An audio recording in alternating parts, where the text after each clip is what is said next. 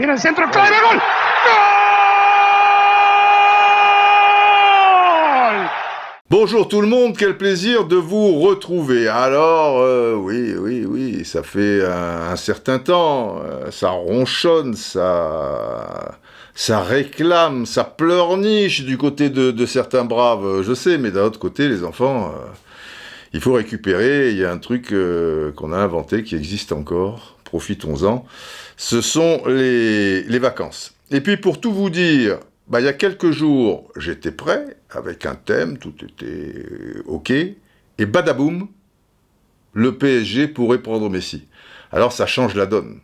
Et je suis désolé pour cette reprise de parler de Messi, mais enfin c'est quand même un petit peu l'actualité. On n'en parlera pas tout au long de l'année, il y a le risque, mais bon, au niveau du podcast, en tout cas, on essaiera de ne pas tomber dans ce travers. Il n'y a pas que Messi dans la vie, on est d'accord. Mais là quand même, c'est difficile de passer à côté en ce début de championnat. J'ai vu quelques matchs, il y aurait des choses à dire, des sympas, d'autres un peu plus inquiétantes, tu vois, où les équipes sont derrière et bougent pas, tu as l'impression que tu repars comme en 40, bon, on verra bien.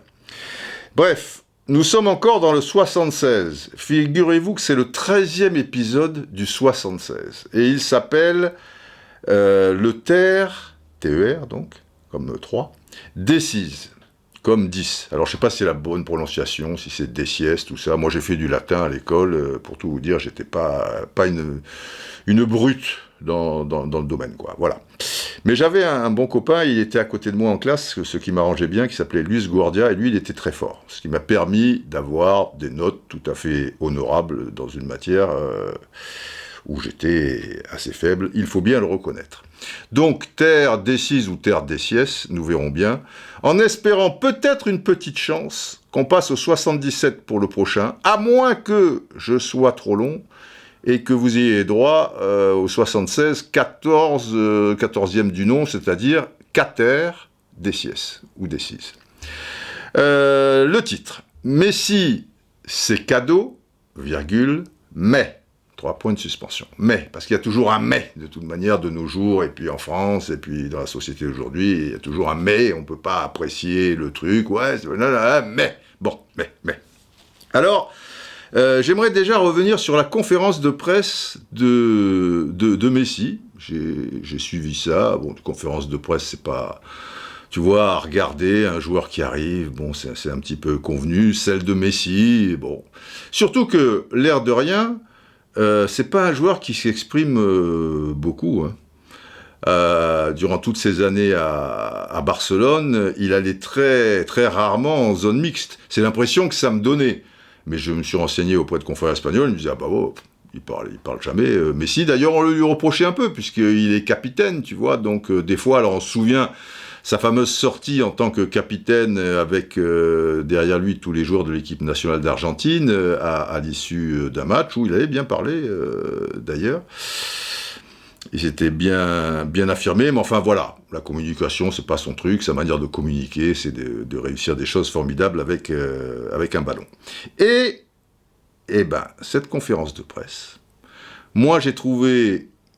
qu'il y avait un gars sympathique, mais je sais qu'il est sympa, ça c'est pas une surprise, intelligent, je dis pas que c'était un bonnet, mais quand tu n'es pas doué dans un exercice, tu vois, là j'ai trouvé que, voilà, il s'exprimait bien. Ce qu'il disait était intelligent, c'est pas si courant que ça dans une conférence de presse.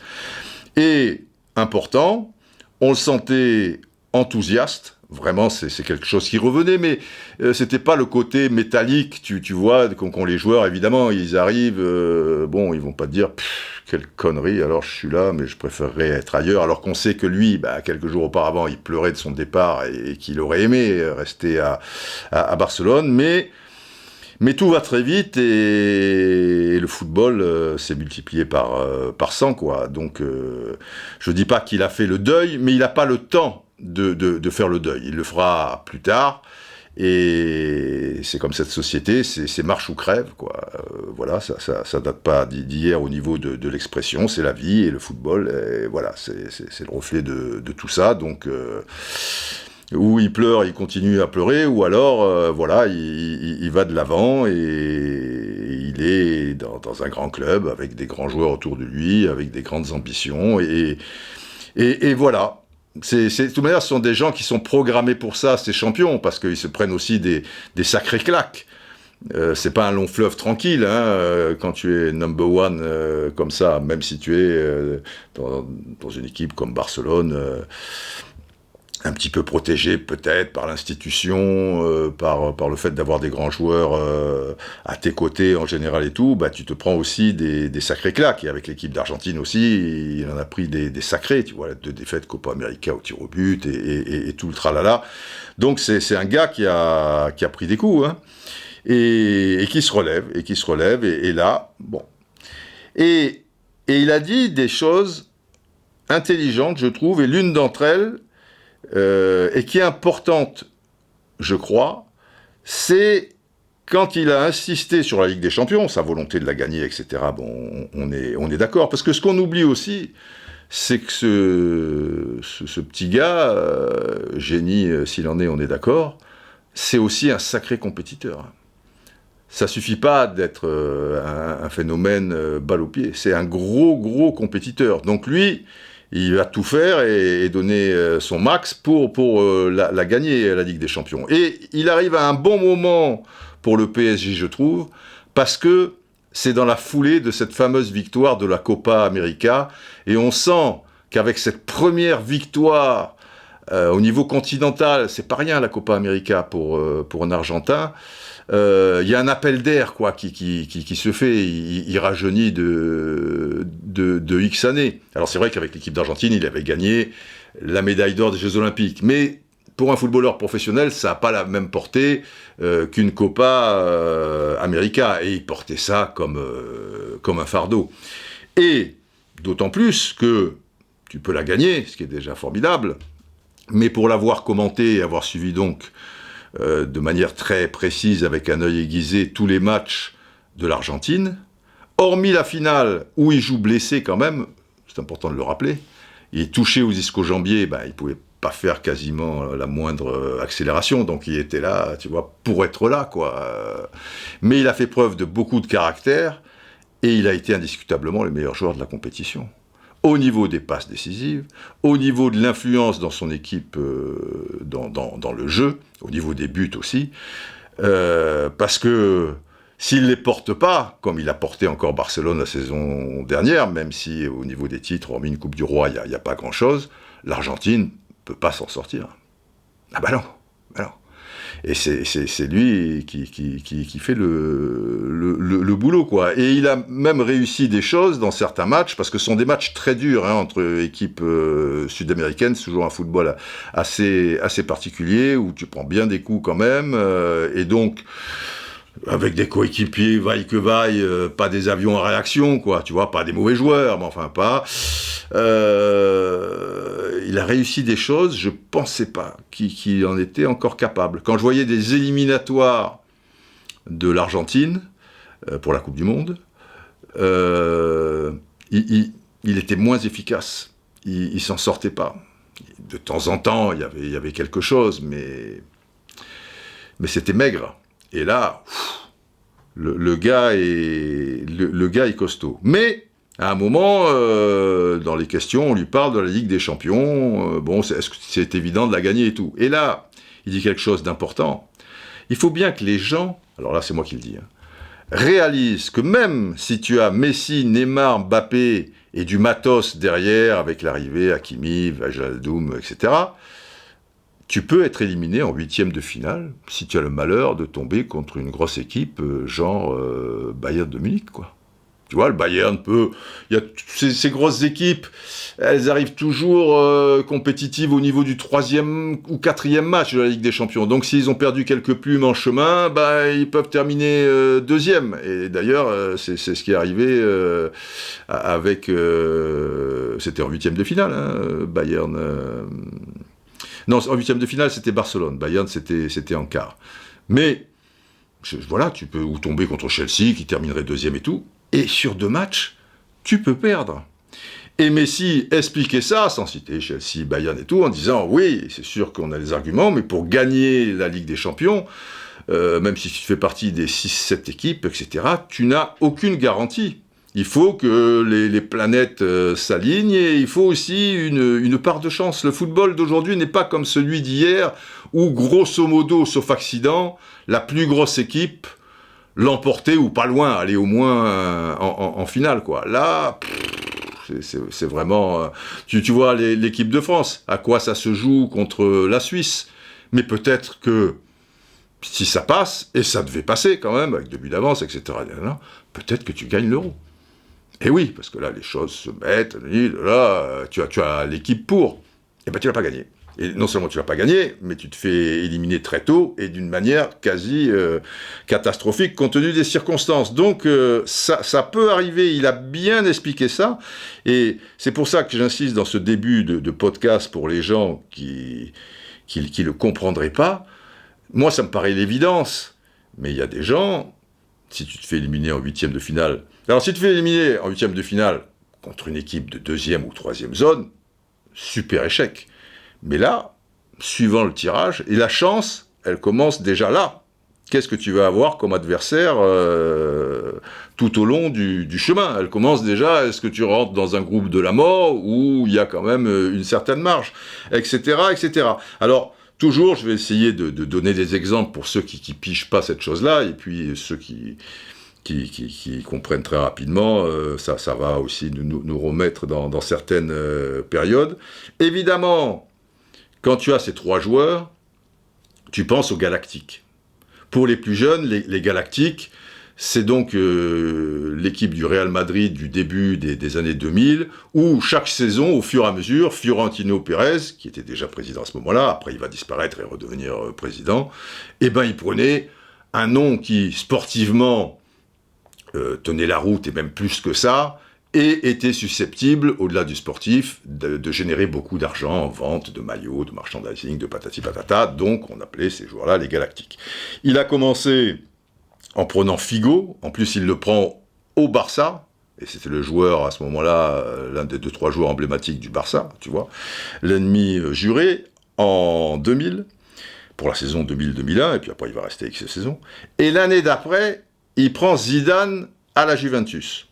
Alors je sais bien que pour les puristes, les pointilleux, les ceci, cela, on dit les Galactiques, c'est quand pardonnez le lapsus, CR9, l'autre Ronaldo, puisqu'il y a eu 2 grands Ronaldo dans l'histoire de ce sport, quand Ronaldo, le Brésilien, arrive, lui, la saison d'après, 2002-2003. C'est le 3e, tu vois, la 3e étoile énorme qui se pointe dans une équipe où il y avait déjà du matos, et déjà des Roberto Carlos ou Raoul ont été assimilés, du coup, à des Galactiques. Et quand arrive après... En 2003-2004, Beckham, ça veut dire que tu as dans la même équipe Figo, Zidane, Raoul, Roberto Carlos, CR9, Beckham. Alors Beckham, c'est pas le niveau de Zidane, de Figo, des choses comme ça. Ça reste quand même un très bon joueur. Il a réglé le problème parce qu'il les a mis tous à 6 millions d'euros par an, tu vois, pour pas qu'il y en ait un qui dit « Ouais, mais lui, là, machin, dit là, tu vois, il a bien mené son affaire. » Et on disait, c'était la Galactique. Pour revenir au moment exact, il faut savoir que la première saison de Zidane, là on doit être en février-mars, il marque un but de l'autre monde, comme autrefois on disait les buts venus d'ailleurs, c'était une séquence très cotée au début de l'émission Téléfoot, les premières années.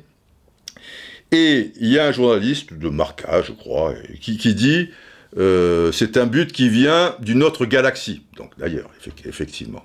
Et du coup, c'est quelques mois avant la victoire en finale de la Ligue des Champions contre le Leverkusen, c'est là que le mot galaxie, qui se transforme en galactique, etc. et tout, voit le jour pour cette formation madrilène. Mais au bout du compte, puisqu'on fait Ligue des Champions et tout, ça c'était en 2002 qu'il gagne contre le Leverkusen. Mai ou juin, peut-être mai, parce qu'il y a la Coupe du Monde après, ça devait être assez tôt. Mais la saison suivante, tu deviens encore plus fort, puisque tu as toujours Zidane, Figo, et tu as c'est pas CR9 en fait, c'est CR7. C'est C9, non, R9, voilà. C'est compliqué les trucs, machin. Ronaldo, donc le Brésilien, qui arrive. Quand il arrive en 2003, c'est un sacré joueur encore. Il est jeune, hein, il a 27 ans ou quelque chose comme ça. Et son grand festival, il le fait dans la Coupe du Monde 2002. Ça a donc juste une saison derrière, quoi.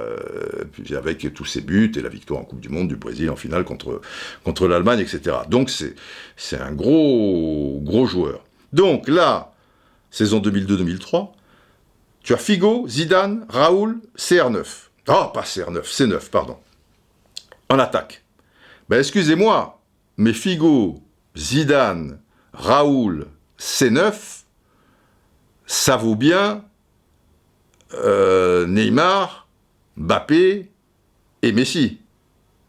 Parce que Neymar, on sait quand même qu'il s'est un peu perdu, c'est pas du sûr à 100%. Là, à l'époque, les gars qu'on dit, c'était toujours à 110%, quoi. Bon, Mbappé, bah, c'est le poste qui veut ça, et puis un peu, ça peut être inégal. Tu vois, grosso modo, oui, il enquille, mais enfin, il peut, d'accord. Et Messi, d'accord, je l'ai encensé pour des tas de raisons bonnes, je crois, mais c'est le Messi de 34 ans. Il n'y en a pas 27 ou 28. Donc si tu mets Neymar, Mbappé, Messi de 34 ans, de maintenant, en face de Figo, Zidane, Raoul, Ronaldo de l'époque, c'est pareil. Et peut-être un petit avantage à Madrid, mais je ne vois pas en quoi tu écraserais les quatre du Real que je viens de citer. Et donc, ce Real-là, il n'a pas gagné la Ligue des Champions cette année-là. Voilà. Alors heureusement, et tous ces joueurs vont rester jusqu'à 2006, 2007, etc., sauf Makelele, et ça va changer beaucoup de choses aussi, mais ils ne la gagneront plus, la Ligue des Champions. Mais Makelele, 2003-2004, quand je vous dis Ronaldo, Figo, il est là, Makelele, encore. Mais il ne la gagne pas, parce que voilà, il y a d'autres grosses équipes aussi, et ça ne se joue pas sur un championnat, ça ne se joue pas sur 38 journées, ça se joue sur 2 matchs et une finale sur un match, tu vois, donc voilà. Donc c'est important, je pense, d'assimiler tout ça. Pour gagner, et j'ai trouvé que Messi expliquait très bien ce chapitre Ligue des Champions qui a aucune garantie. Alors pour gagner la Ligue des Champions, le PSG, au-delà de ce fantastique trio et du matos qu'il y a derrière, et c'est pas terminé, je pense qu'il y a un arrière-gauche du Sporting Portugal, il y a encore d'autres petites bonnes nouvelles qui pourraient arriver du côté du PSG, il va falloir qu'ils trouvent un équilibre dans leur jeu. Ça, c'est la première chose.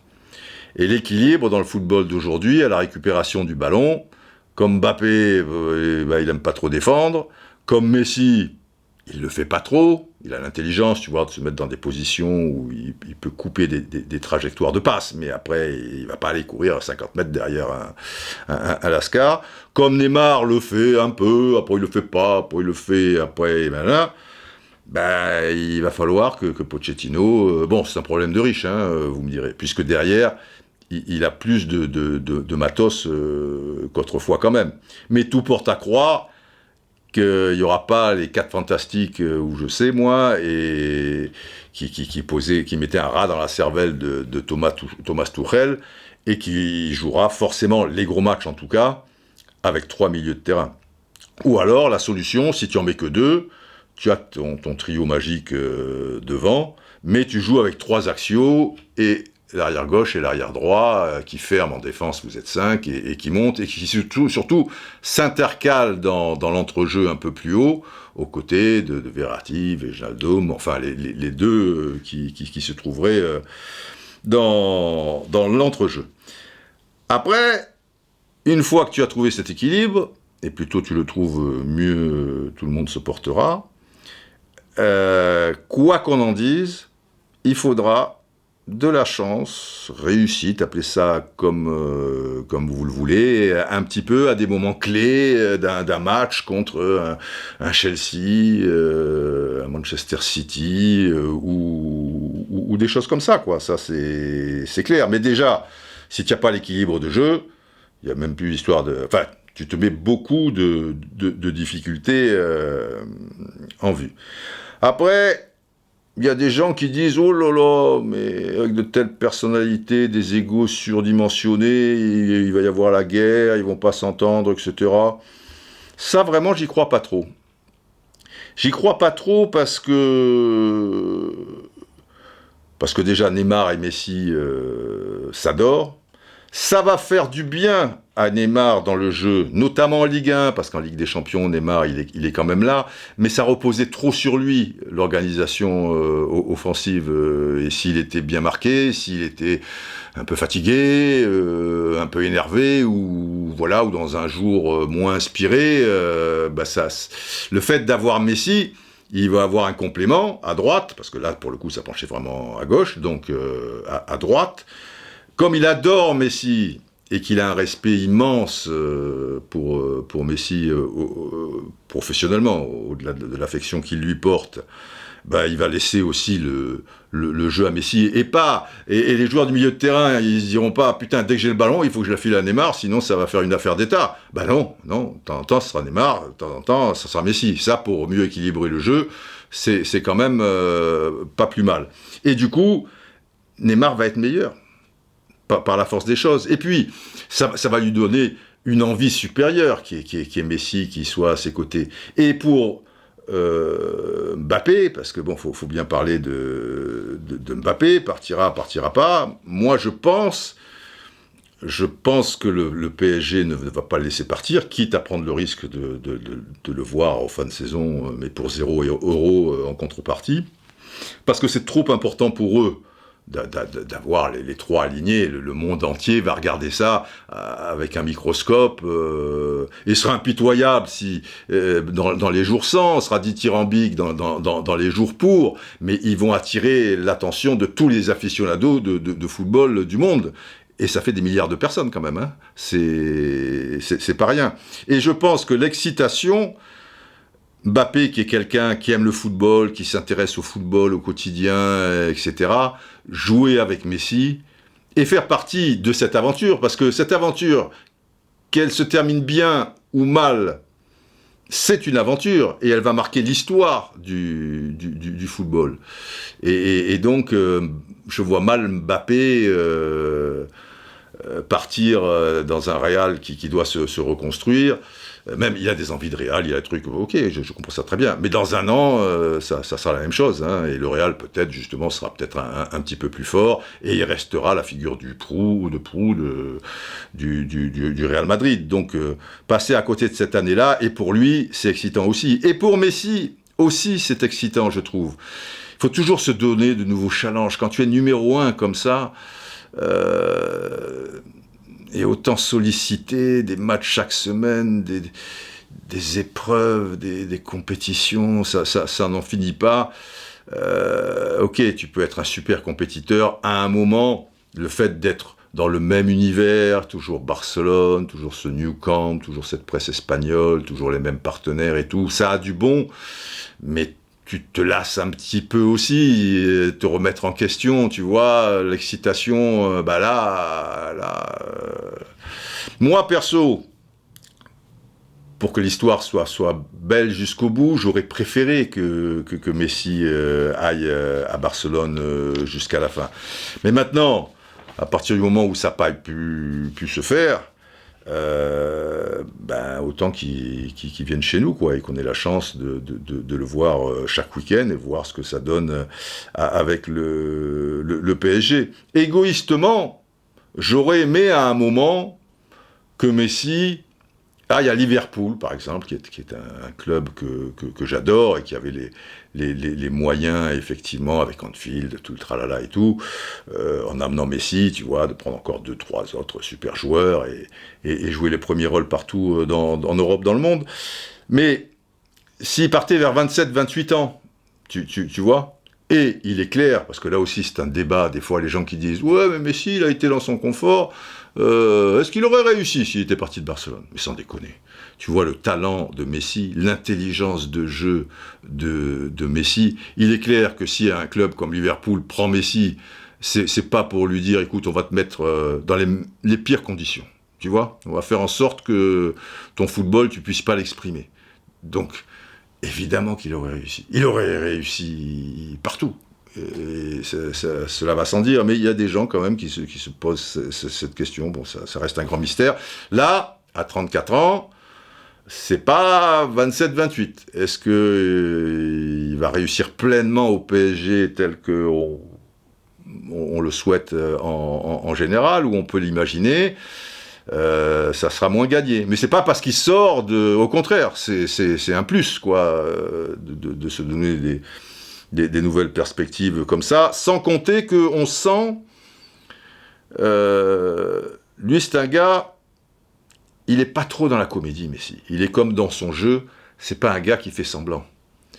C'est pas... Alors, il est obligé un peu pour donner le change, quoi. Il est tellement exposé que des fois, il va sourire alors qu'il aura peut-être pas trop envie, mais pas à l'extrême. Et là, tu sens que c'est arrivé... ces supporters du PSG, les fumigènes, le tralala, tu sens que ça le touche.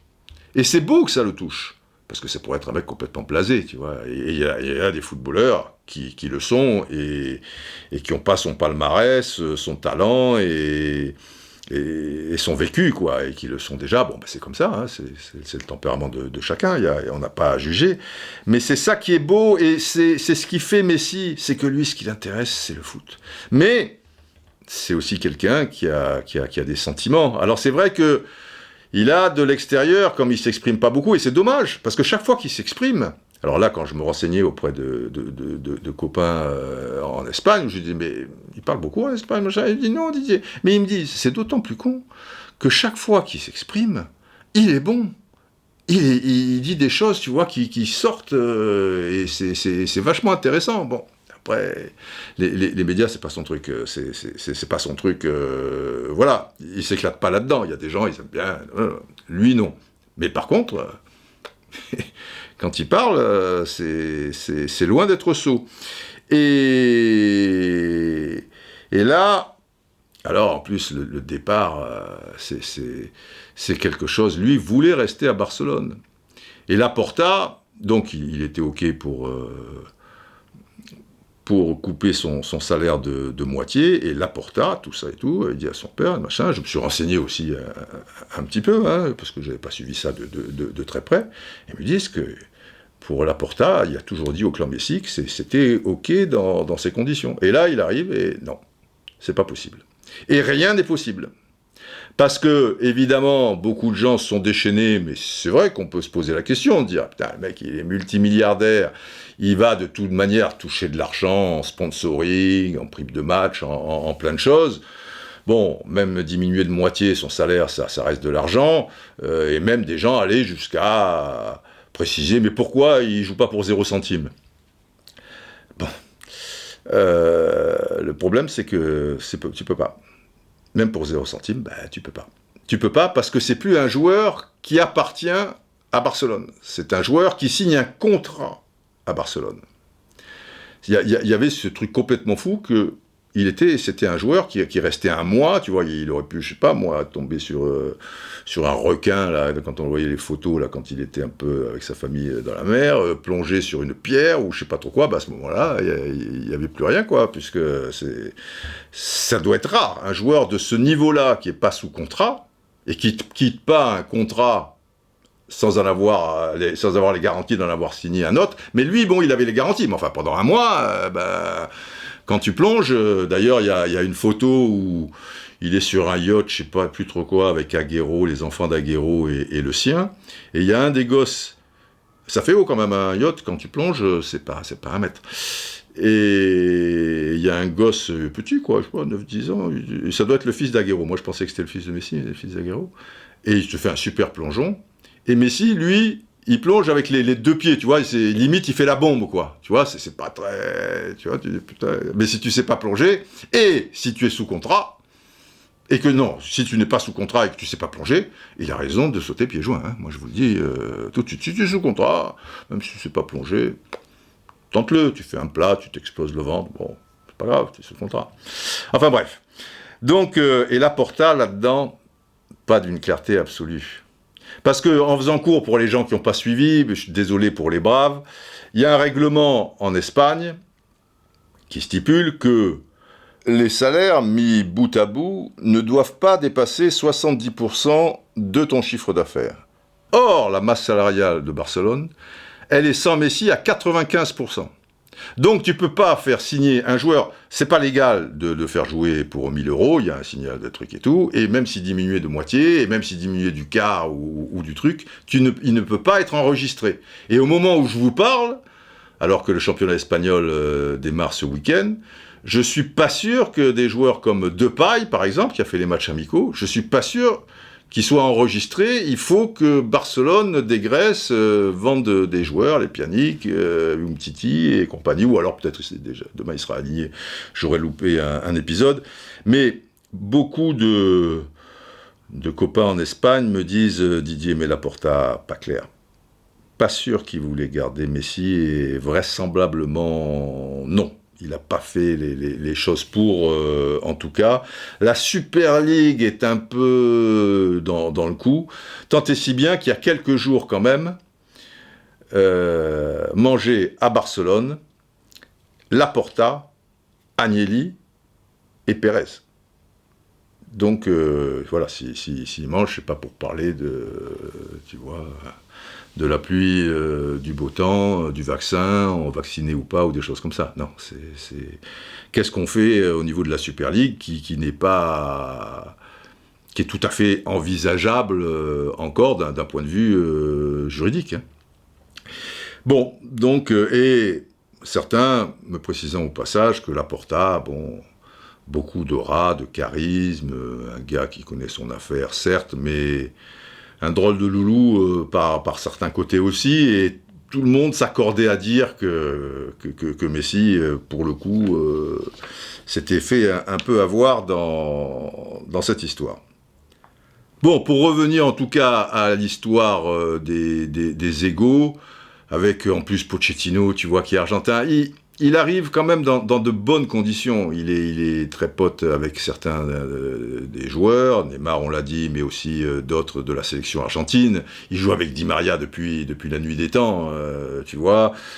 Paredes, il le connaît. Bon, Icardi, on disait que c'était pas le grand amour, mais bref. Pochettino, ils se connaissent bien. Ils sont tous les deux de Rosario, mais pas de Rosario Central comme Di Maria, mais de Newell's Old Boys, le club de Bielsa, etc. Donc ça crée des liens, quoi. Et voilà, donc et il est dans une grosse équipe et dans un championnat où, contrairement à la Liga, parce que l'air de rien, Messi, sur 22 des 34-35 matchs, ou peut-être plus qu'il a joué la saison dernière, 22 fois, il a été élu l'homme du match. Donc c'est pas encore une brêle, quoi, hein, comme certains le laissaient entendre. Et sa saison, elle n'a pas été loin d'être catastrophique. Et le problème, c'est que le Barça n'a pas la marge qu'on peut supposer du PSG en Ligue 1. Donc ça veut dire que Pochettino, même si Messi, il adore le foot, il voudra jouer, toujours jouer, etc. et tout, mais ils pourront se mettre d'accord parfois quand il revient d'Argentine, où il a joué en sélection, s'il n'y a pas trop un match de Ligue des Champions, voilà, le faire sortir à l'heure de jeu, le mettre 13e homme, le laisser chez lui, alors qu'avec Barcelone, ben non, tous les matchs, il fallait qu'il soit là, c'était au-delà d'être le porte-drapeau. Tu vois, c'était... Barcelone, ça valait déjà beaucoup moins. Alors, sans Messi, t'imagines, quoi. Donc, oui, et là, pas d'histoire de clan. J'ai l'impression que ça, c'est un peu de l'histoire ancienne au PSG. Ils ont retrouvé un groupe assez sain, où les gens s'entendent bien, tout ça. Neymar, ça y est, il s'est adapté, etc. Mbappé, au début, ce sera peut-être compliqué quand il reste. Bon, vous avez tous entendu la mine que lui a mis Nasser El Khelaifi. Ça serait une erreur, me semble-t-il, se dire, bon, bah, je deviens la Xème roue du carrosse. Non, il sera toujours vachement important, mais c'est tout bon pour lui, qui est Neymar et Messi à ses côtés. Et donc, pour réussir, il faut que tout le monde s'entende et soit coordonné et se partage les choses. Et je pense que tout le monde sera dans cet esprit. Parce que parfois, même si tu es un crack, tu arrives quelque part, tu vois, là, pour le coup, ceux qui sont sur place, mais Messi, c'est comme si il était sur place déjà. Tiens, un petit peu d'histoire, et au-delà d'une anecdote. Mais là, il faut des dirigeants forts, et on a suffisamment reproché, et parfois, à juste titre, à certains du PSG, notamment le président, tu vois, de trop écouter certains de ses joueurs, de ceci, de cela. Je vais vous donner une petite histoire. Histoire, c'est donc jingle Les Loups, si je ne m'abuse. Ouh, ouh, ouh.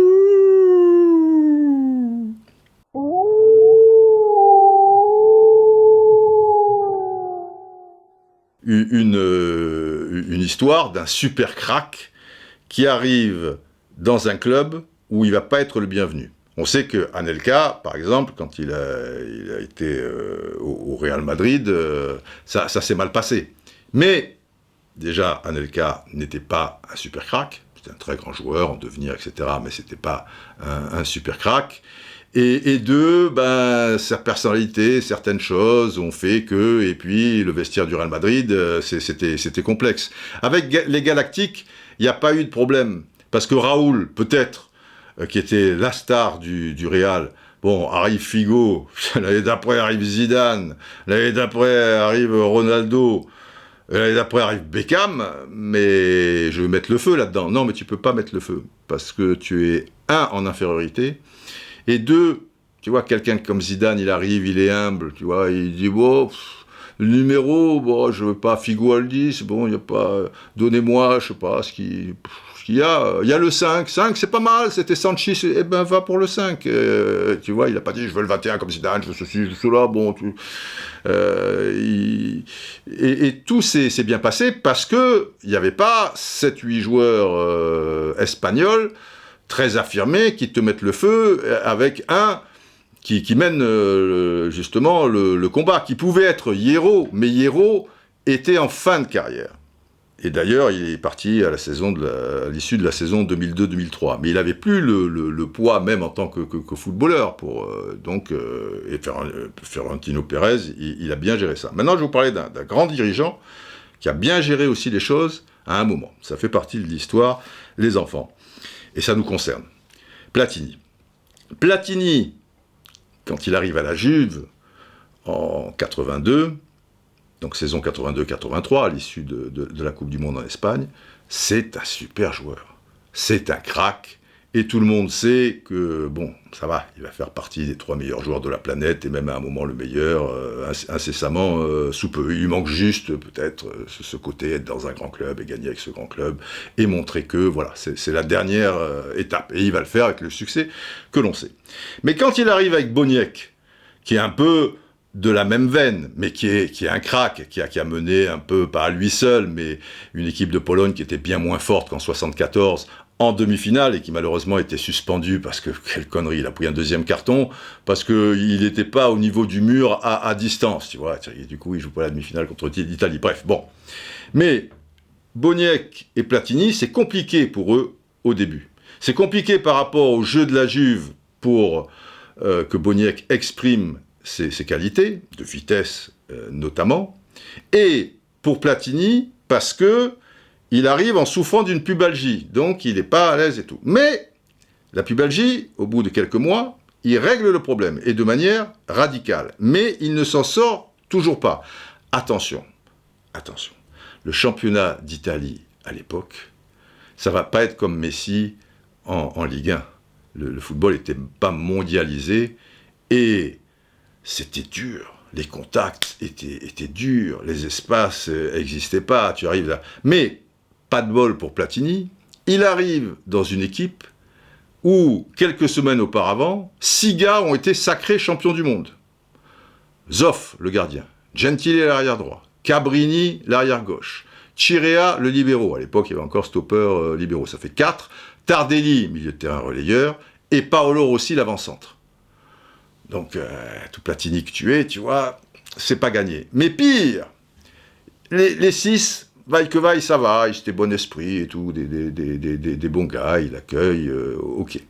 Déjà, à Mar del Plata, je me souviens en 78, l'Italie avait rencontré la France, et les deux étaient dans le même centre d'entraînement, etc. Il y avait eu des photos, des trucs, enfin, voilà, Platini, origine italienne, tout ça, enfin, ils connaissaient Platini depuis longtemps. Mais il y a un 7e homme qui vit très mal l'arrivée de Platini, et aussi tout ce que ça engendre au niveau de la presse, Platini, le roi Platini, le patati, le patata, et tout. Et ça l'agace profondément, et lui, il veut rester le patron un peu de la Juventus. C'était le capitaine Furino, numéro 4, un joueur qui est devant la défense. Et Platini, ça va être compliqué pour lui avec Furino. Donc à un moment, au bout de quelques mois, avec Boniek, il va voir Boniperti, président, illustre joueur auparavant, à l'époque des Sivori, machin, enfin bon, bref. Et il dit, mais la manière dont vous jouez, il en discute aussi avec Trapattoni, c'est pas... Je pourrais pas m'en sortir, ça va être difficile, attends, ceci, attends, cela, là. Et puis, il y a un match, l'Avvocato, président Agnelli, n'intervient pas, il voit ça de loin. Et puis, il y a un match en décembre, peu avant la trêve, c'est la 13e journée de championnat. Mais à l'époque, il n'y avait que 15 matchs allés et 15 retours. Mais comme il n'y avait pas de coupe de championnat d'Europe, de machin ou quoi, ils n'allaient pas jusqu'au 15. Il n'y avait que 16 équipes en Serie A en saison 82-83. Et le 13e match, et il jouait d'ailleurs tous les matchs, il était là, machin. Furino, donc le fameux Furino, la Juventus joue à San Siro, devant l'Inter Milan, score final 0-0. Il y a du lourd à l'Inter, hein. Hansi Müller, Beccal aussi, qui était un joueur très très technique, Altobelli, avant-centre, Bergomi, tout frais champion du monde aussi, le frère Baresi, Giuseppe, il y avait Salvatore Bagni, qui n'était pas encore parti à Naples, etc., etc. Et si tu vois le match, ou le résumé du match, tu te rends compte que les interventions et tout, c'est dur. Score final, 0-0. Et là, l'Avvocato, qui donnait des interviews comme ça à la fin du match, de temps à autre, là, il dit, alors on lui dit, alors qu'est-ce que vous pensez de ce match? L'Inter méritait de gagner, hein. L'Inter avait été meilleur, la Juve pas terrible, une fois de plus. Et l'Avvocato dit la chose suivante, très simplement. Il dit, j'ai bien aimé Hansi Müller, l'étranger, de machin, les nôtres, bon, ben, pas terrible. Maintenant, j'ai pas fait venir Platini pour que ce soit Furino, le régista de la Juventus. Et là, c'est terminé. Platini, la voie est libre, et on connaît la suite. L'Avvocato dit juste, attention, j'ai pas fait venir Platini pour que Furino soit le régista de la Juventus.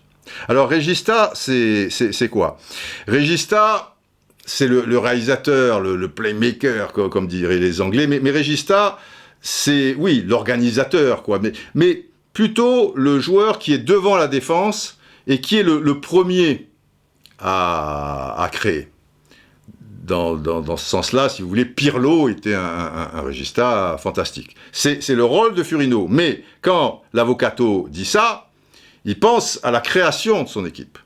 Et il sait bien que Furino, c'est pas un Pirlo. C'est un joueur laborieux, entre guillemets. Mais si lui, il se prend pour un régista, hop, je fais ci, hop, machin, c'est moi le boss, c'est pas ceci, blablabla, il dit, j'ai pas fait venir Platini pour que l'autre... Furino terminé. Furino... Les matchs d'après, il a joué 2-3 matchs comme ça. Le reste du temps, il a été remplaçant, joué des petits bouts de match. C'était un joueur important quand même, et considéré, évidemment. Ça faisait longtemps qu'il était à la Juve, etc. Et même des matchs où il n'était même pas sur la feuille de match, où il restait chez lui. Ils ont entendu le message, l'Avvocato a parlé, terminé. Il n'y avait pas de... Et sinon, peut-être que Platini ne s'en sort pas. Donc, les luttes d'ego et tout, mais là, c'était pour vous raconter un petit peu l'anecdote qui est pas forcément connue des gens. Moi, j'en ai parlé à une certaine époque avec Platini. Il m'a dit, voilà, c'est terminé. Il a dit, Régis, pouf, terminé. Ça ne veut pas dire que j'avais des avantages particuliers ou j'étais machin, mais il n'y avait pas un gars qui allait faire son cinéma et trucs, et quand il y avait le ballon, ben, on me cherchait, et donc on est venu me chercher pour que j'exprime mes qualités. Donc voilà. Revenons à Messi. C'est cadeau. Alors c'est cadeau, pourquoi? Déjà parce que ça tombe du ciel. Parce que cette galère, je veux dire, qui arrive à Barcelone, alors que lui, un an avant, il voulait partir, mais il était encore sous contrat, il voulait pas le laisser partir. Lui, il allait pas signer un nouveau contrat sous la présidence de son ennemi juré Bartomeu, qui a été catastrophique au niveau de la gestion. Et là, aujourd'hui, c'est pas quand je vois, ouais, mais il a coûté cher, Messi et tout, c'est ça qui a plombé. Mais vous êtes fous, quoi. Messi, il coûtait aux alentours de, tout compris, quoi, de 120 millions d'euros à Barcelone. Il n'y a pas que le salaire, il y a aussi des charges, des choses, le truc. Mais il générait, ça a été prouvé par tous les économistes, tous les spécialistes et tout, plus de 200 millions d'euros. C'est ça le truc. Donc, mais, bon, je ne vais pas vous faire la liste des transferts et des sommes qui vont avec au niveau des salaires et tout le tralala, ça a été un véritable désastre. Bon, ça tombe du ciel pour le PSG, qui gère bien le truc, et rapidos, pas impossible que eux, ils avaient un petit peu d'avance au niveau des informations, mais en tout cas, boum, réglé. Vous voyez, même Guardiola qui te dit, ben, on tombe des nues, on pensait qu'il allait rester à Barcelone, etc., etc. Alors après, ils ont les moyens de leurs ambitions, le PSG. Peut-être que comme le fair play financier en ce moment, il est un petit peu olé. Ça tombe bien. Quoi qu'il en soit, les mecs ont bien géré ça, on ne peut pas leur enlever ça. Bon, tombe du ciel. Après, ces champions-là, qui valent leur pesant de cacahuètes, hein, ben oui, on le sait, c'est pas eux qui sont chers. Et c'est pour ça que je dis Messi c'est cadeau. Parce que quand je dis Messi c'est cadeau, je pense à Tapi par rapport à certains transferts, et quand Maradona ça a failli se faire, et c'était quand même une certaine somme d'argent et un salaire conséquent, c'est ridicule par rapport à aujourd'hui, mais pour l'époque, c'était énorme. Et Tapi expliquait que c'était cadeau. Comme quand Florentino Pérez, à l'époque, le transfert de Zidane, je ne sais plus si c'est 75 millions d'euros et tout, c'est énorme, mais c'est cadeau. À ce prix-là, c'est cadeau. Pourquoi? Parce que ce sont des joueurs qui génèrent beaucoup d'argent, qui vont vous ramener beaucoup d'argent dans les caisses, et aussi, sportivement, ils vont amener un plus considérable. Donc, partant de là, c'est une super opération, à mon sens, pour le PSG. Pour mettre ça à noir sur blanc, c'est pas facile de vive voix, mais en gros, parlons chiffres. Donc, à ma connaissance, et tout porte à croire qu'il n'a pas pris d'argent à la signature. Il signe 2 ans et une autre année en option, donc pour un salaire annuel de 41 millions d'euros, net d'impôts. J'ai lu, entendu, donné quelques coups de téléphone à des spécialistes en la matière. Moi, je ne suis pas un économiste. Et alors, de l'un à l'autre, je ne sais pas comment ils calculent, mais on va dire que, grosso modo, il y a une fourchette entre 60, ce que ça va coûter réellement au PSG, parce que ça va être plus que 41 millions d'euros à partir du moment où c'est toi qui paies les charges, mais les charges, évidemment, et qui paies aussi les impôts. On serait aux alentours de 75 millions d'euros. Alors, après, j'ai lu un peu des gens qui disaient, un spécialiste aussi, un peu plus de 100 millions d'euros et tout. Bon, admettons, ça fait un gros écart, mais entre 75 et 100 millions d'euros. Alors, c'est de l'argent, il n'y a pas de problème. Je vous rappelle une chose essentielle pour le Qatar, c'est le soft power. Quand le Qatar prend le PSG, c'est pour avoir une place en termes de visibilité incontournable pour une somme où, si tu voulais donner l'équivalent en publicité, tu vois, campagne d'affichage de radio dans le monde entier ou truc, bien moindre, parce que c'est le sport numéro 1, et tu fais en sorte, relativement rapidement, d'être le numéro 1 en France, et au niveau européen, d'être dans le top 10. Donc forcément, toutes les 3 secondes, on te parle du PSG, on te parle du PSG. Et si on te parle du PSG, ça veut dire qu'on te parle du Qatar. Pourquoi ce soft power? Vous le savez, enfin bon, je vais faire rapidos pour les gens qui suivent pas, parce qu'il se trouve, c'est un petit pays, alors qu'il y a des ressources naturelles fantastiques, etc., mais qui donne des idées aussi.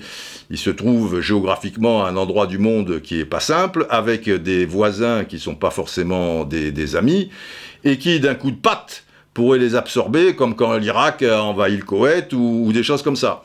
Donc, pour éviter ça, eh ben, il faut avoir des alliés de taille.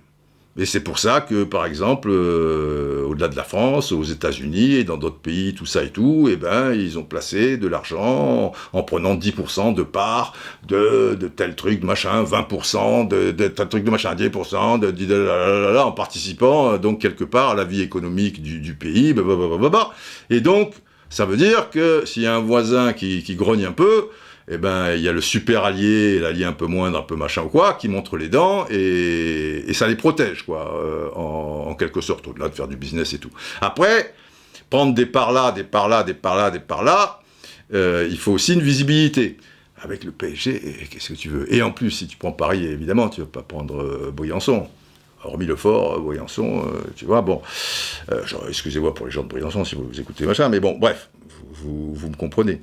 Donc, là, avec la Coupe du Monde en plus en perspective dans 1 an et demi au Qatar, là, je vous l'ai dit, avec une attaque, et c'est pour ça qu'à mon sens, même si le Real Madrid préparerait, ça se dit, et je pense que ça va se faire, une proposition de 150 millions d'euros pour Mbappé, à mon sens, même si le Real faisait, rajouter 50 millions, 200 millions d'euros pour Mbappé à 1 an du contrat, c'est même surpayé. On est d'accord, mais par rapport au marché.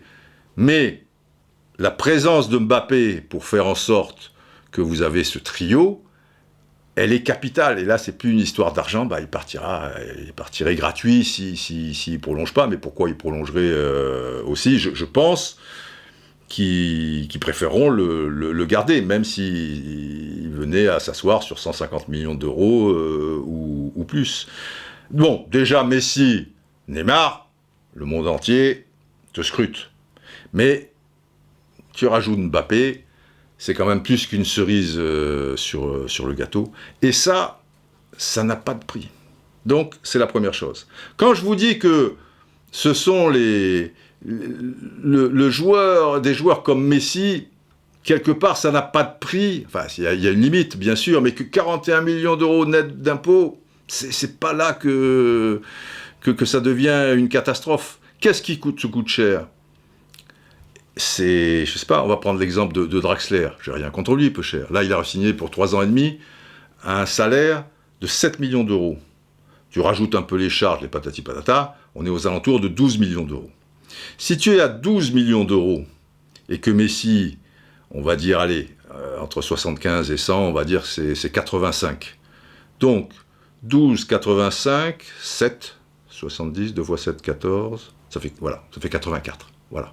Donc, Messi, c'est 7 fois plus. Simplement, Messi, sportivement, tout ce qui va t'amener, alors que Draxler, c'est peanuts, hein. Puisque Draxler, il va jouer les matchs, alors peut-être en Ligue des Champions de temps en temps, au premier tour ou des choses, s'il y a 25 blessés, ok, il jouera, 25 j'exagère, mais au milieu de terrain, c'est le numéro X de X de X, donc il jouerait 20 minutes alors que tu mènes 2-0 ou des choses comme ça. En championnat, il jouera pas les matchs les plus importants. Donc sportivement, Draxler, même si c'est un bon joueur, à l'échelle du PSG, c'est plus qu'un joueur moyen d'une manière générale, mais à l'échelle du PSG, c'est un joueur moyen. Notez quelque chose. Messi, dans les 24 premières heures qui ont suivi son arrivée, il a vendu 832 000 maillots. Le mec, il a vendu 832 000 maillots en 24 heures. Et ça va continuer, peut-être pas à ce rythme, mais ça va continuer, et tout au long de l'année, partout. Donc, ça représente 105 millions de dollars. D'ailleurs, Messi est payé en dollars. Les 41 millions d'euros, c'est 41 millions de dollars. Enfin, je ne pense pas qu'il y ait une différence fondamentale. Et sur ces 105 millions de dollars, évidemment, le PSG ne touche pas à 100%, le PSG toucherait 10%. Donc 10%, c'est plus de 10 millions de dollars. Ça veut dire que en 24 heures, si ça coûte 80 millions d'euros, tout compris Messi, ils ont payé le 8e de Messi, en 24 heures. Alors que, parce que je sais que là où ça a beaucoup fait tarder un petit peu, même si c'est allé très vite au niveau du contrat, c'est pour ce qui se concerne les droits d'image. Et c'était très important, Florentino Pérez, qui récupère beaucoup, 50%, voire 100%, suivant les cas, des droits d'image des joueurs et tout. Alors là, c'est sûr que sur les 10 millions encaissés, Messi, au niveau des droits d'image, il va en prendre un peu. Donc c'est peut-être pas le 8e, mais ça va être le 10e. Le 10e en machin. Et Messi, il va pas te rapporter que des ventes de maillots. Il y a des tas de choses dans le merchandising et aussi, sans doute, puisqu'il a signé pour 2 ans, dans des tournées, si le Covid nous fout un peu la paix, en Asie, en machin. Tu crois que les abonnements, alors peut-être ils ont déjà été édités, donc c'est compliqué puisqu'il est arrivé au dernier moment. Mais bon, il va te faire gagner de l'argent, ça va ruisseler de partout. Et donc, à ce prix-là, eh ben oui, c'est Tapi qui avait raison, et Florentino Pérez un peu avec ses Galactiques en son temps, et même s'il ne l'a pas dit, parce que c'est un petit peu méprisant, mais c'est cadeau. C'est cadeau. Draxler, il va te vendre combien de maillots? Le mec, je vous redonne les chiffres, 832 000 maillots en 24 heures. Mais qui va acheter un maillot de Draxler? Franchement. Qui va acheter un maillot de Kimpembe? Qui va acheter un maillot de Bernat? Qui va acheter un maillot de Marquinhos? C'est pas dégradant quand je dis ça. Et ils vont en vendre. Il y a des gens qui aiment Kimpembe et Marquinhos, évidemment. Mais au niveau mondial, je veux dire, Messi, ce que ça va t'apporter par rapport à ça, c'est fantastique. Donc, voilà, bon, Et après, quand ça ruisselle, ça ruisselle. Est-ce que ça a profité à la Ligue 1? Pour moi, ça peut être un cadeau aussi pour la Ligue 1. Quand même, quelque part, la Ligue 1, elle va être exposée. Alors sans doute, surtout à travers les matchs du PSG et où il y a Messi, c'est-à-dire un match sur 10, et encore il jouera peut-être pas tous les matchs, je vous l'ai expliqué, de la saison pour le PSG, à commencer par celui de Strasbourg ce soir, au moment où je vous parle, puisqu'on est samedi après-midi, mais ça c'est normal, il va falloir, et en plus, après il va repartir 3 matchs en Argentine, etc. Mais bon, je pense que la Ligue 1, dont tout le monde se fout un peu globalement au niveau mondial, qui au niveau de ses ventes par rapport à l'Espagne, je ne parle même pas de la Première Ligue, hein, l'Espagne récupère 11 fois plus que la Ligue 1 pour les ventes à l'étranger. Mais là, je ne dis pas que ça va se rééquilibrer, mais forcément, après, tout l'enjeu serait que la Ligue 1, d'un point de vue footballistique, prenne un certain virage et pense, même les équipes moyennes, à jouer et mettre ça en évidence afin que cette Ligue 1 qui va être scrutée de très près, elle soit avec ses meilleurs apparats, quoi, si vous voulez. Si elle arrive et qu'elle est habillée comme l'as de pique, les gens vont dire putain, mais si c'est bien, mais enfin la Ligue 1, non, c'est plus bon, on prendra au coup par coup le PSG. Donc là, ils ont 2 ans pour se retoiletter. Alors on peut espérer quand même. Au niveau français, tu vois, Clermont, parce que je parle, souvent c'est les petites équipes, hein, où ils sont tous derrière. Contrairement dans les championnats allemands ou espagnols ou Première Ligue, quand le Real Madrid ou Barcelone se déplace chez une équipe très très moyenne, ben, et en plus, a fortiori si elle reçoit, l'équipe elle joue pas comme joueraient les équipes françaises à 30 mètres à jamais sortir de ces 30 mètres, quoi.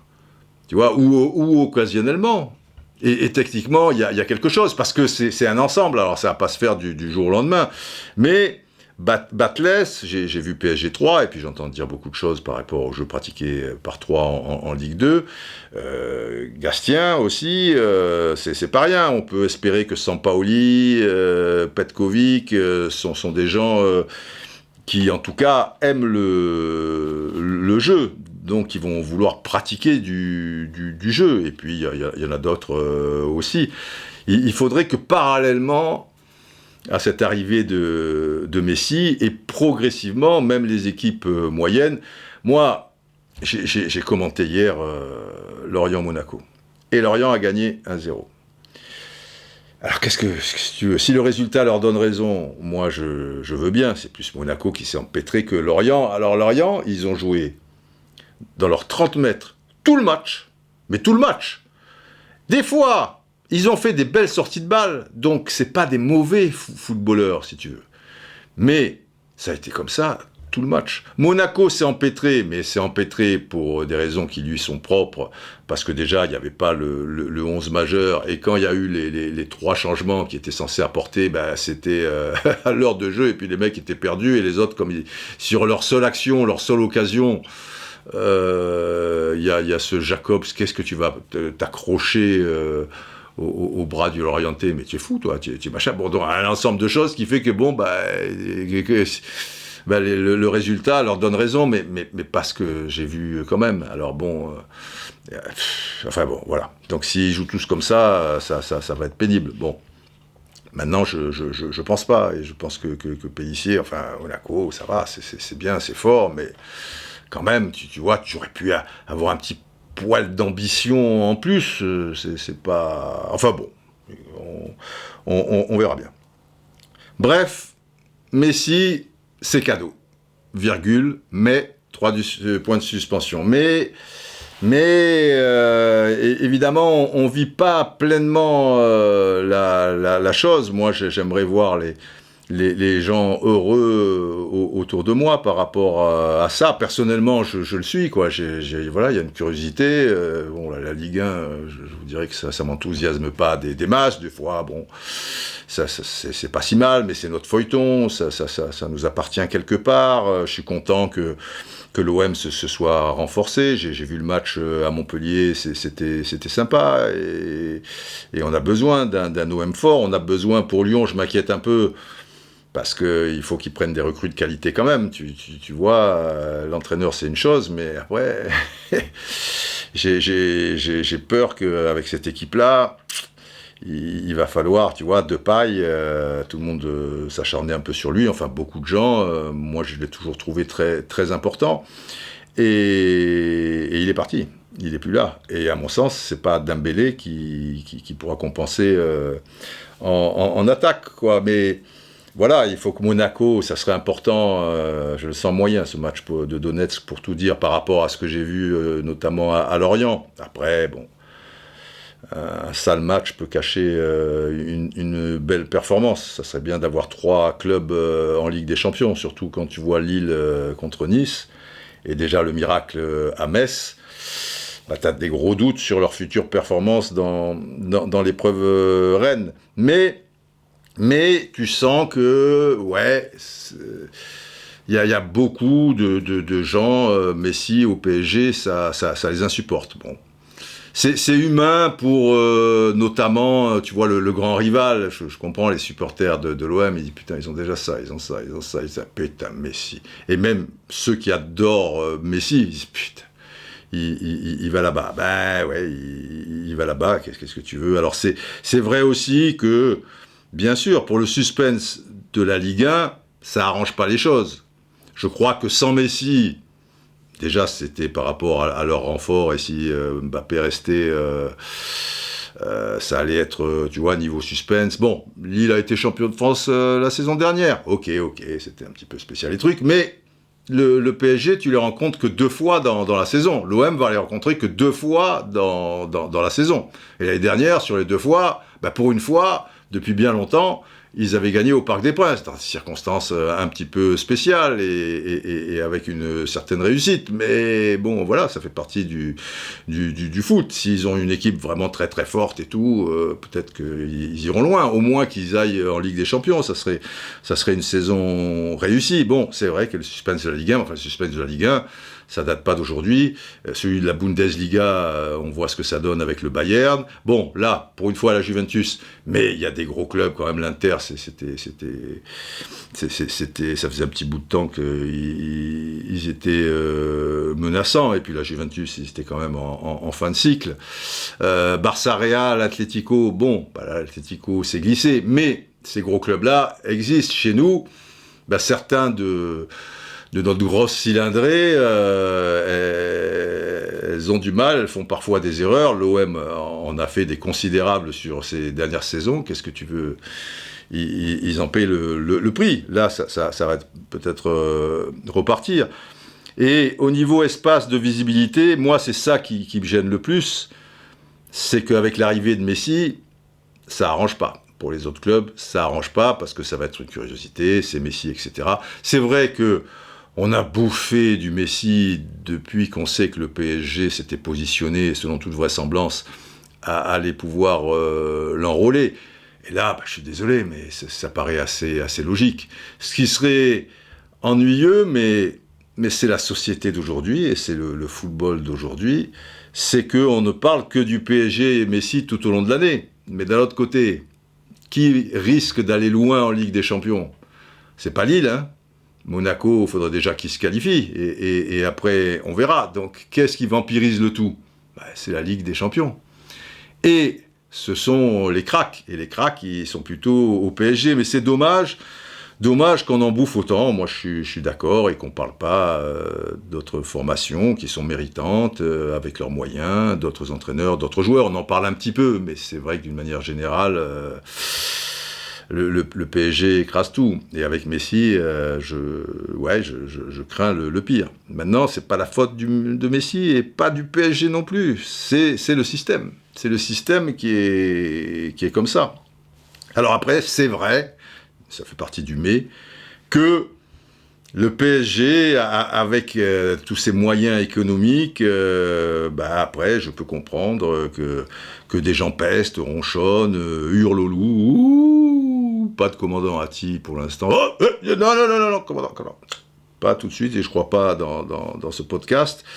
Mais là aussi, c'est le sens de l'histoire du foot, malheureusement. Et si demain... le grand boss ou l'un des très proches de l'Arabie Saoudite achète l'OM, comme à un moment ça se disait, et que peut-être un jour ça se fera, je pense pas que les supporters de l'OM, qui crachent là sur le PSG, sur Messi, cela, cracheront sur cette opportunité. Moi, cette évolution du football, je la déplore, je la regrette. Mais, à ma connaissance, ça ne se limite pas au PSG. En France, oui, pour l'instant, mais pas en Europe. Vous croyez que la Juve, le Bayern, Manchester United, ils ont des budgets 10 fois inférieurs à ceux du PSG ? Non, ils sont dans la même cour. Manchester City, je t'en parle pas. Ah, ok, là c'est encore un État qui est derrière au niveau de la puissance financière. Mais pas besoin d'avoir un État aux commandes pour avoir le budget du PSG ou s'en rapprocher et réaliser des transferts indécents, voire obscènes. Tu vois, Chelsea. Chelsea, c'est pas un État qui est derrière. Mais Chelsea, l'année dernière, on a oublié un peu vite. Alors ils vendent Hazard pour 100 millions d'euros, et voire un petit peu plus. Ils ont peut-être des liquidités. Mais l'année dernière, alors que déjà ils avaient pris un gardien la saison d'avant, Kepa, là, pour 80 millions d'euros, tu vois, c'est pas rien. L'année dernière, Ziyech, 40 millions d'euros. Werner, 55 millions d'euros, ou 53, bon, on va pas chipoter. Chilwell, 55 millions d'euros. Silva, gratuit, ok. Enfin, le salaire de Silva, je te dis pas, parce que derrière, il faut mettre des salaires derrière ces joueurs. Havertz, 80 millions d'euros, plus 20 de bonus. Et en général, les 20 de bonus, pour les grosses formations, ça tombe. Hein.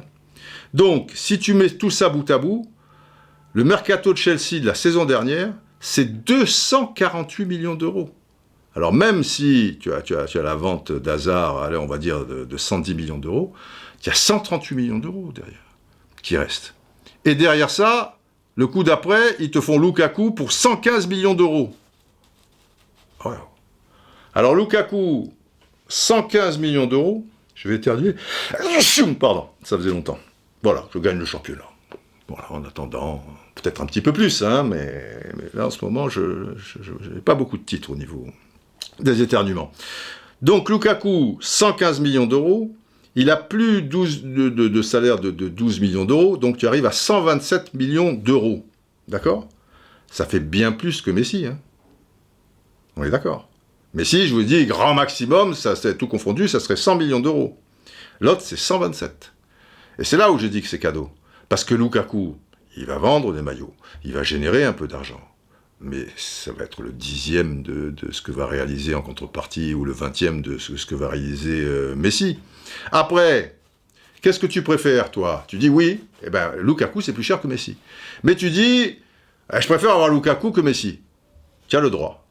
Moi, perso, en tant qu'amoureux de football, même si Messi a 34 ans, le profil de Lukaku, qui a des qualités, qui est un footballeur d'aujourd'hui, un cyborg, là, après il a fait des progrès, hein, il est pas maladroit avec les pieds ou des choses comme ça, mais bon, j'ai vu l'Euro de Lukaku, j'ai vu la Copa América, même si on peut dire le niveau est moindre, va mettre un joueur de l'Euro dans la Copa América, tu vois, du bon joueur, tu vas voir comment ça va être. Ça va pas être facile, mais le niveau footballistique est moindre, à n'en point douter.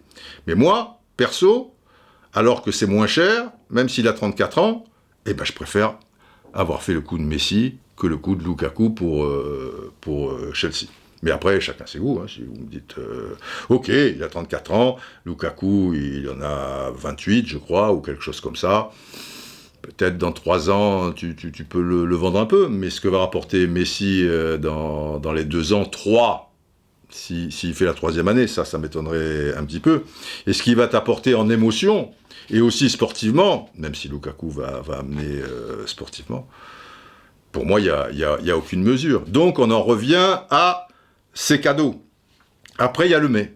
Il y a le mais maintenant, il faut vivre avec. Ça, je le déplore aussi, qu'il y ait des mais et que, effectivement, tu te révoltes, il y a trop d'argent, il y a trop ceci, il y a trop cela, mais après, propose des choses, parce que si c'est pour râler, et t'empester la vie toi-même pour t'empester la vie, finalement. Parce que quand je dis les supporters de l'OM qui sont furieux, l'arrivée de Messi et tout, bon, ça fait partie du jeu. Mais, quand même, garde un maximum de ton énergie, et je pense pour les aficionados de football qui voient cette arrivée de Messi d'un mauvais œil, pour ce qu'il y a de beau chez toi, quoi. Et ce qu'il y a de beau, cultive-le, arrose-le, fais en sorte qu'il grandisse. Il y a encore des choses belles. Et c'est vrai que bon, on est dans une société de frustration et donc de frustrés, quoi, si vous voulez. On est constamment frustré par des tas de choses. Je reprends aussi tout à fait, hein, ça s'analyse très facilement. Et du coup, on n'est jamais content, même à des moments où on pourrait un peu l'être, quoi, tu vois. Mais bon, la société de consommation a passé son temps à créer le besoin. Donc, s'il y a toujours un besoin, bah, tu es toujours en manque. Et si tu es toujours en manque, eh ben, tu es jamais satisfait, quoi, de ce que tu as, quoi. Et il faut que le consommateur, bah, il consomme, et puis encore plus. Et puis, il y a ce portable, oui, mais il y a le dernier qui fait ci, qui fait ça. Il y a ses chaussures, machin, ouais, mais l'autre, elle arrive, et puis elle fait boum boum. Un jour, elle va parler, etc., et trucs, et voilà. Et ça suffit jamais, ça suffit jamais, quoi. Le besoin, et pas se contenter des belles choses, et du coup, les apprécier quand elles arrivent, puisqu'il y aura toujours, ouais, mais bah. Attention, c'est pas facile. Mais je me souviens, quand je faisais ma terminale B, j'avais un très bon professeur d'économie, Bruno Bagliuio. Si par hasard il tombe sur ce podcast, je le salue, il était passionnant. Et à un moment, il nous a parlé des besoins primaires et des besoins secondaires. Voilà, toujours créer le besoin, tu vois, le machin. Alors, les besoins primaires, c'est quoi ? Les besoins primaires, c'est ce qu'on appellera les besoins vitaux, quoi, si vous voulez. Manger, bah ouais, ça il faut manger. Dormir, bah ouais, ça c'est obligé de dormir. Respirer, ouais, c'est truc. Donc ça c'est des besoins, et puis il y en a un certain nombre. Se protéger du froid, et évidemment, si tu es au pôle Nord, ouais, ça devient un besoin primaire. Ça, tu peux pas te balader en string léopard, quoi, tu vois, ou alors sous le igloo peut-être, mais bon, bref, etc., etc. Et puis, il y a les besoins secondaires. Les besoins secondaires, c'est tout le reste. C'est-à-dire que, ok, ces besoins existent, et qu'ils existent, c'est pas trop grave en soi, mais ils sont pas vitaux pour une majorité, en tout cas. Mais le problème, c'est qu'ils prennent tellement le dessus que ça met nos besoins primaires en danger même, quelque part. Si vous voulez, il y a... Alors, je vais vous parler d'un vieux copain chilien, que de soirée pasta, avec...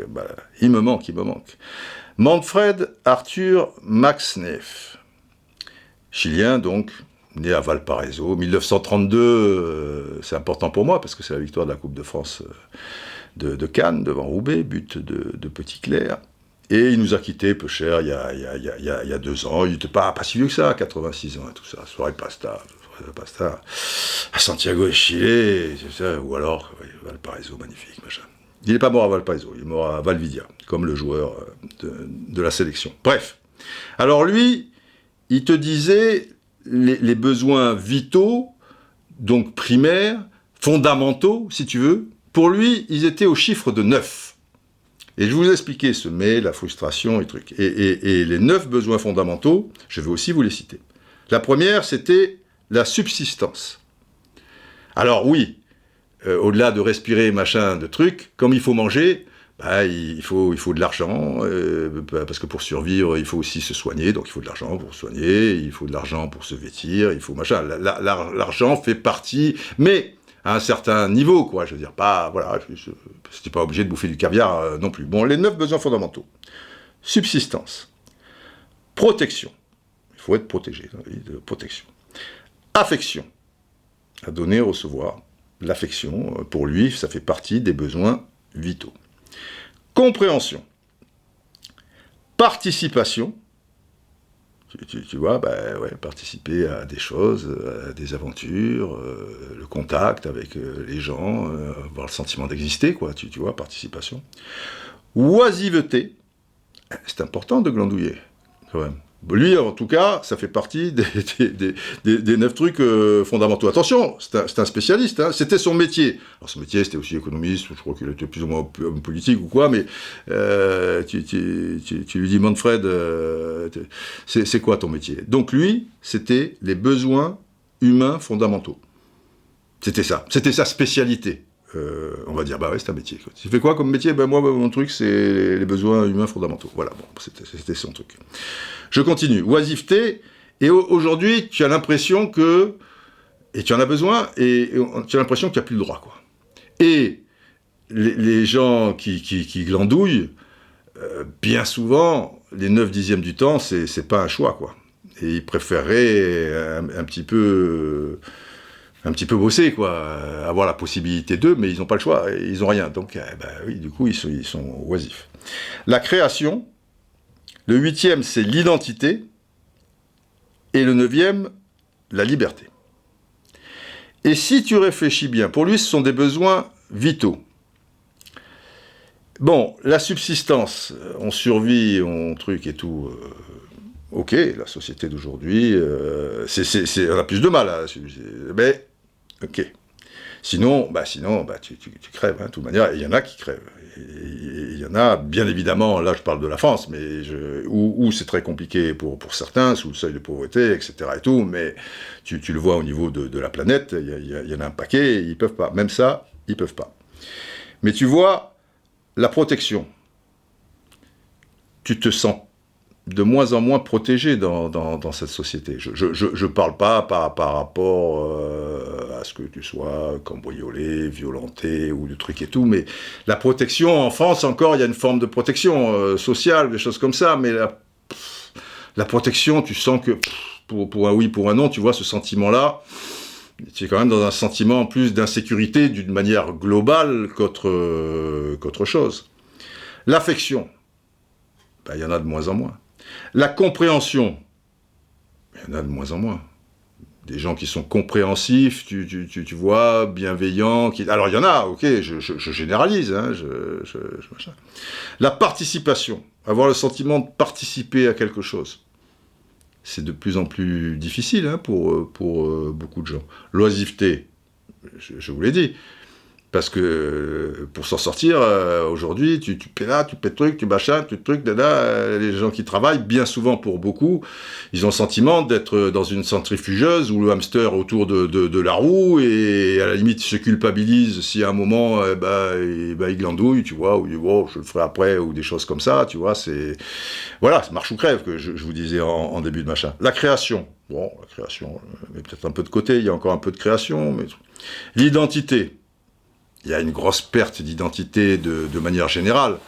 D'un point de vue identitaire, non, parce que ça arrange bien, si vous voulez. De toute manière, cette identité, enfin notre identité, pour de multiples raisons, c'est compliqué. C'est compliqué. Et souvent, tu as l'illusion de voir, d'exister, de ceci, cela. C'est un bon truc pour les réseaux sociaux, puisqu'ils te donnent, voilà, tu t'exprimes, tu dis machin, je râle, je ceci, cela, mais c'est pas ça, exister, ça c'est virtuel. Et l'identité aujourd'hui, tu vois, alors ça permet à des gens bien intentionnés, façon de parler, tu vois, pour faire basculer beaucoup de personnes qui se cherchent, qui ont plus rien, justement, au niveau de leur identité, pour basculer dans les extrêmes, quoi, tu vois, en leur laissant miroiter des tas de trucs. Donc l'identité, elle morfle aussi. Et la liberté, j'ai l'impression quand même que, oui, d'accord, il y a une forme de liberté, mais là aussi, elle est un peu illusoire, tant tu es esclave de plein de choses. Donc tu vois que ça fait peur quand même. Les 9 besoins fondamentaux de notre ami chilien, sur les 9, il y en a 7 qui sont bien malmenés. Et c'est pour ça que je trouve dommage, moi, même si je comprends certaines choses, que le meilleur joueur du monde qui arrive dans notre championnat un peu en bois, pas de fermier, il y a des bons joueurs, il y a des bons matchs parfois, faut pas tomber dans l'extrême inverse, l'extrémité inverse, mais quand même, tu vois, entre la Première Ligue, la Liga, la Bundesliga, même la Serie A qui surbecte un petit peu, il a choisi la France. Il a choisi la France parce qu'il y a le PSG et que au-delà parce qu'en Première Ligue il y a des clubs qui pouvaient payer cette somme-là vu que l'argent qu'il allait générer. Mais ça tombe bien qu'il y ait tous ces Argentins, qu'il y ait Neymar, qu'il y ait ceci, qu'il y ait cela, et que depuis très longtemps le PSG fait la cour à Messi depuis qu'ils sont arrivés quasiment, puisque Messi était déjà un super crack à ce moment-là, qui connaissent bien le père, qui connaissent bien l'environnement, la sensibilité, le patati patata. Donc c'est une chance, c'est une chance inouïe, me semble-t-il. Et faisons peut-être en sorte de la savourer. Même si on est aficionado de football d'une manière globale chez nous, quoi. Voilà. Alors, vous savez quoi ? Il y aura une 14e édition du 76. Il y aura un quater D6. Je suis désolé, parce que si je dois vous expliquer pourquoi on met un terme à 76 et on passe enfin au 77, ça va encore nous prendre un quart d'heure, 20 minutes, et c'est trop. Restons raisonnables, donc général, Didier. Général, il faut conclure. Vous n'allez pas conclure avec Didier. Longue vie au bas. Voilà. Plein de bonnes choses à vous. Soyez prudents par les temps qui sont encore compliqués. On croyait s'en sortir, mais on est quand même toujours dans la galère. On galère. Et on se retrouve plus prochainement qu'entre les deux. Mais il y avait les vacances et tout le tralala. Et on verra bien où tous ces chemins nous mènent. Allez, portez-vous bien. Viene el centro, clave, gol.